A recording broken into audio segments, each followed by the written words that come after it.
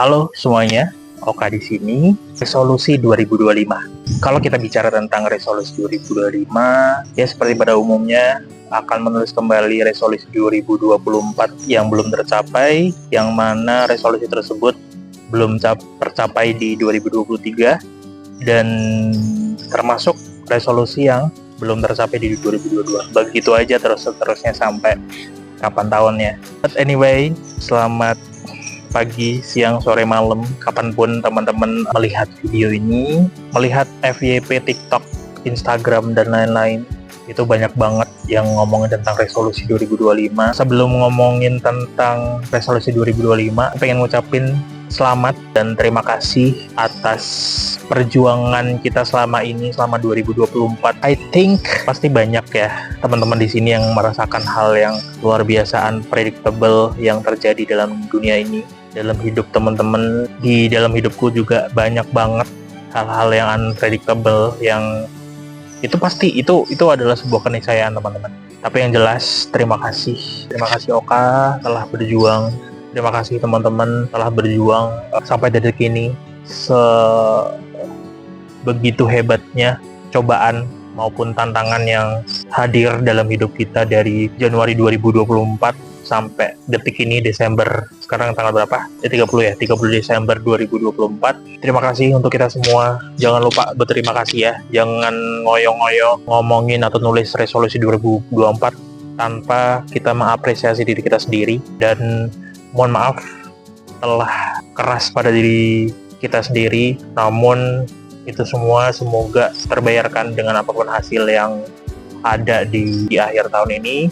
Apapun yang terjadi, baik untuk diri saya sendiri maupun teman-teman, saya nggak tahu apa cerita yang teman-teman hadapi, namun misalnya ada yang mengalami putus dengan pacarnya mungkin, atau gagal seleksi wawancara kerja, atau gagal mendapatkan beasiswa, atau misalnya dapat cobaan PHK dari perusahaan, yang itu semua di luar kendali kita ya teman-teman ya. Pokoknya semangat buat teman-teman, 2024 sudah hampir usai. Ini udah 30 Desember, tinggal menghitung jam, beberapa jam untuk ke 2025. Sebenarnya tuh apa ya, menurut aku pribadi, resolusi 2025 tuh hal yang penting tapi nggak penting. Kenapa? Karena ya yang namanya resolusi atau sesuatu yang mungkin kita ingin lebih baik besok nih, hari ini lebih baik dari hari yang kemarin, atau besok lebih baik dari hari ini, itu sebenarnya kan per hari ya, tapi it's okay untuk kita adain sebuah resolusi tahunan gitu, biar kita punya timeline, dalam artian ada garis waktu yang bisa kita gunakan untuk evaluasi, muhasabah diri, apa yang sudah baik di tahun ini, yang mungkin bisa terus dikembangkan di tahun depan, atau yang kurang baik di tahun ini, yang perlu diperbaiki di tahun depan agar kita menjadi pribadi yang better than before gitu, atau bisa menjadi the best version of ourselves in the next year gitu teman-teman. But anyway, terkait resolusi 2025, saya pribadi sudah melis beberapa yang mungkin nggak perlu aku share di sini, tapi yang jelas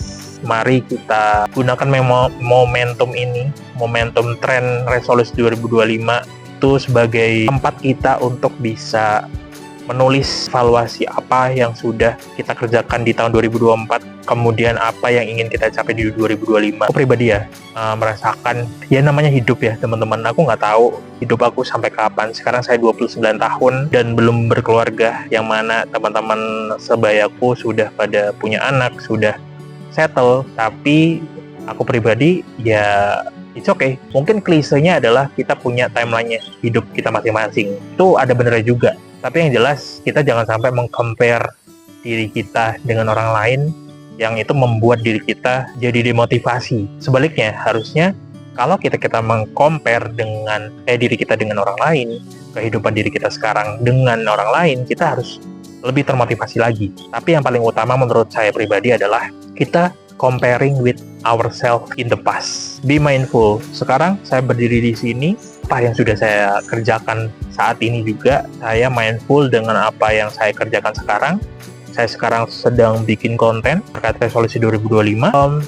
resolusi 2025, semoga apa yang kita harapkan untuk kita capai di 2025 bisa tercapai ya teman-teman. Dan bagi teman-teman yang saat ini sedang patah, saya hanya bisa memberi pelukan online yang cowok-cowok aja, yang cewek pupuk online pasti berat, aku yakin. Apapun yang teman-teman rasakan di 2024 ini atau yang sekarang lagi dirasakan, aku hanya bisa menyemangati aja, dan aku hanya bisa mendoakan semoga teman-teman yang sedang patah atau sedang struggle dengan hidupnya, dalam hidup percintaan, dalam akademiknya, yang lagi berjuang untuk skripsi, tesis, lagi cari kerja, lagi berjuang untuk nikah, atau lagi nyari pendamping wisuda nanti misalnya, semangat. Gak mudah memang, tetapi tidak mudah bukan berarti tidak mungkin. Mari kita saling mendoakan. Saya membuat video ini